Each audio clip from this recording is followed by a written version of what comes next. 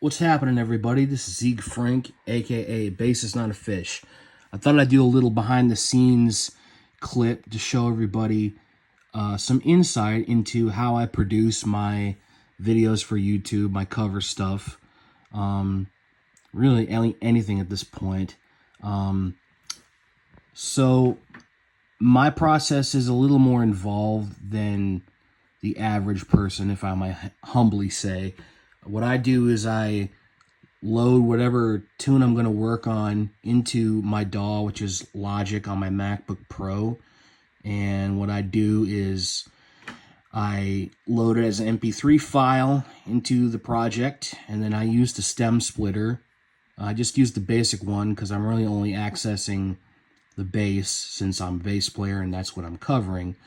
So when I do this, I'm able to isolate all of the instruments, but in my case, the bass, and that does two things for me. One, it helps me learn the tune in the most detailed way possible, because when you hear these instruments by themselves, you hear every little nuance and detail in a person's playing that sometimes can get covered up in mixes. Especially ones that have a lot of layered instruments and have a lot of stuff going on. So in this case, this is the Iron Maiden Aces High project that I recently posted.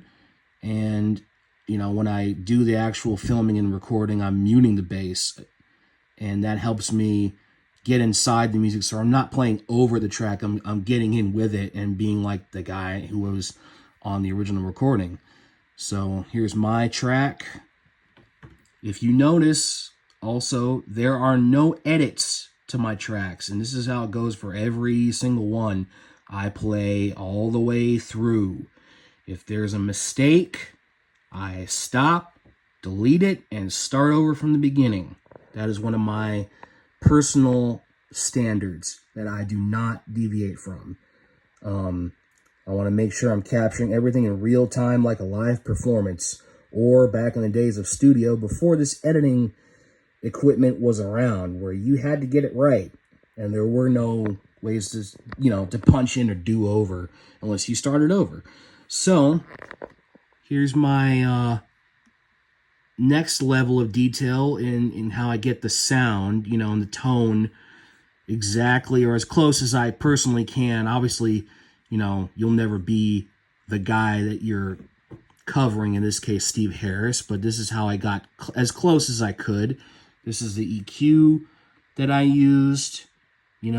Steve Harris's tone has a lot of higher mids. It's growly, it's aggressive. It's not as apparent in the bottom end in the way he plays. So this worked really, really well with my jazz bass with a neck pickup. I know Steve uses a P bass, but my P bass is set up more for the Motown thing at the moment.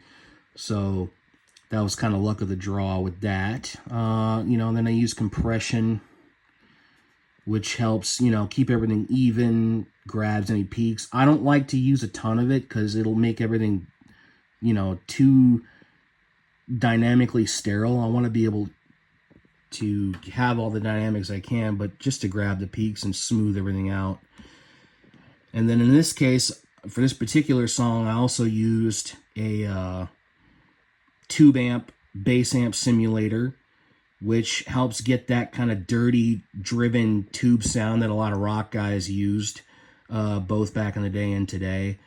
And I also used the two EQs on this to further dial in and sculpt the tone to get it, that really, aggressive kind of driven sound. It's, kind of dirty. It's not very clean. And that helped me really get close. This is cool because you can like emulate different mic positions, which is how it would sound on miking a speaker cabinet, which is cool. And yeah, that's how it went for this one. It gives everyone some insight as to how I do this, my process. And I hope everyone got some information they could use doing their own music. And yeah, hope everyone enjoyed it. Stay tuned for more. You never know what I'm going to do, because as you can tell, I jump around a lot style-wise. But hopefully everyone's enjoying it. And yeah, I'll catch everyone later and talk to y'all soon. All right, take it easy. Peace.